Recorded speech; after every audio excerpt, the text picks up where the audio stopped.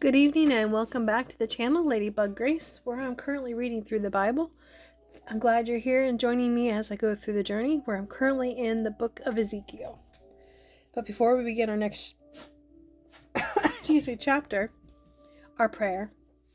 Father, as I read and receive your word, may it deeply be rooted in me, so when difficulty comes, it will be your word that encourages and strengthens me. Amen. I'm going to start at chapter 31 tonight. Egypt compared to fallen Assyria. On June 21st, during the 11th year of King Jehoiachin's captivity, this message came to me from the Lord. Son of man, give this message to Pharaoh, king of Egypt, and all his people. To whom would you compare your greatness? You are as Assyria was, a great and mighty nation. Assyria, too, was once like a cedar of Lebanon, full of thick branches that cast deep forest shade, with its top high among the clouds.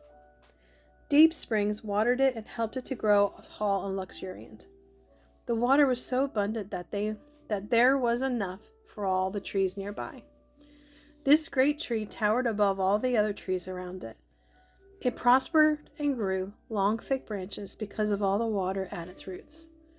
The birds nestled in its branches, and in its shade all the wild animals gave birth to their young. All the great nations of the world lived in its shadow. It was strong and beautiful, for its roots went deep into abundant water. This tree became taller than any of the other cedars in the garden of God. No cypress had branches equal to it. No plane tree had boughs to compare. No tree in the garden of God came close to its beauty. Because of the magnificence I gave this tree, it was the envy of all the other trees of Eden, the garden of God. Therefore, this is what the sovereign Lord says. Because it became proud and arrogant, and because it set itself so high above the others, reaching to the clouds, I handed it over to the mighty nation that destroyed it as its wickedness deserved. I myself discarded it. A foreign army, the terror of the nations, cut it down and left it fallen on the ground. Its branches were scattered across the mountains and valleys and ravines of the land. All those who lived beneath its shadow went away and left it lying there.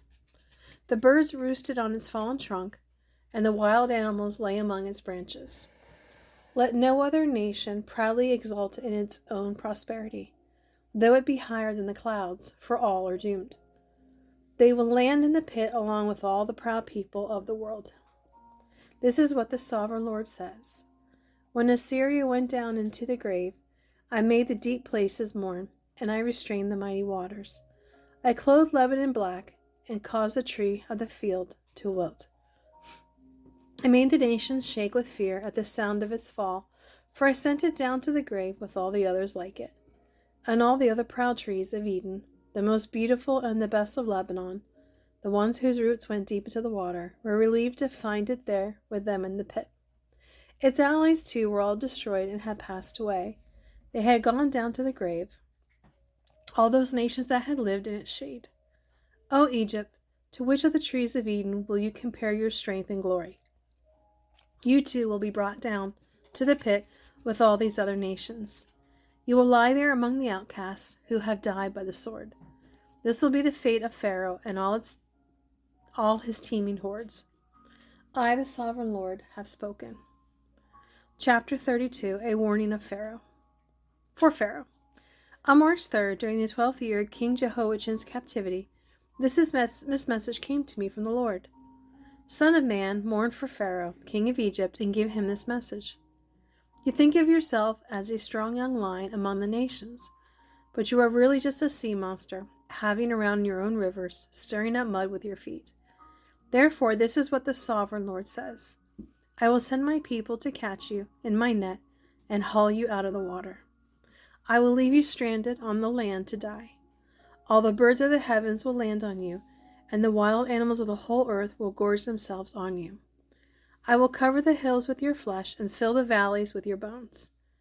I will drench the earth with your gushing blood all the way to the mountains, filling the ravines to the brim. When I blot you out, I will veil the heavens and darken the stars. I will cover the sun with a cloud, and the moon will not give you its light. Yes, I will bring darkness everywhere across your land. Even the brightest stars will become dark above you. I, the sovereign Lord, have spoken. And when I bring your shattered remains to distant nations that you have never seen, I will disturb many hearts. Yes, I will bring terror to many lands, and their kings will be terrified because of all I do to you. They will shudder in fear for their lives as I brandish my sword before them on the day of your fall. For this is what the sovereign Lord says. The sword of the king of Babylon will come against you. I will destroy you with the sword of mighty warriors, the terror of the nations. They will shatter the pride of Egypt, and all its hordes will be destroyed. I will destroy all your flocks and herds that graze beside the streams. Never again will people or animals disturb those waters with their feet. Then I will let the waters of Egypt become calm again, and they will flow as smoothly as olive oil, says the sovereign Lord. And when I destroy Egypt and wipe out everything you have and strike down all your people, then you will know that I am the Lord. Yes, this is the funeral song that they will sing for Egypt. Let all the nations mourn for Egypt and its hordes. I, the sovereign Lord, have spoken. Egypt falls into the pit. On March 17th, during the 12th year, another message came to me from the Lord. Son of man, weep for the hordes of Egypt and for the other mighty nations, for I will send them down to the world below in company with those who descend to the pit. Say to them, O Egypt, are you lovelier than the other nations? No, so go down into the pit and lie there among the outcasts. The Egyptians will fall with the many who have died by the sword, for the sword is drawn against them. Egypt will be dragged away to its judgment.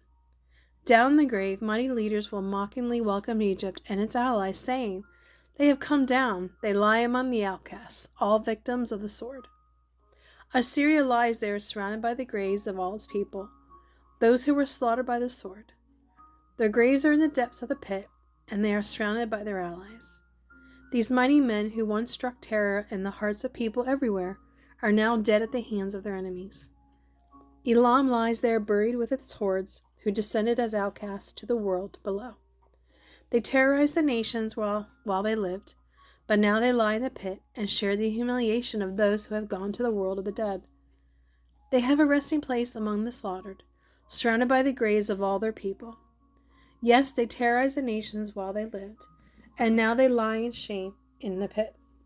All of these outcasts slaughtered by the sword. Meshach and Tubal are there, surrounded by the graves of all the hordes. They once struck terror in the hearts of all the people, but now they are outcasts, all victims of the sword. They are not buried in honor like the fallen heroes of the outcasts, who went down to the grave with their weapons, their shields covering their bodies and their swords beneath their heads. They brought terror to everyone while they were still alive. You too, Egypt, will lie crushed and broken among the outcasts, all victims of the sword. Edom is there with his king and princes. Mighty as they were, they also lie among those who killed by the sword. With the outcasts who have gone down to the pit, all the princes of the north and the Sidonians are all there, all victims of the sword. Once a terror, they now lie there in shame. They lie there as outcasts with all the other dead who have descended to the pit. When Pharaoh arrives, he will be relieved to find that he is not alone in having his entire army killed, says the sovereign Lord.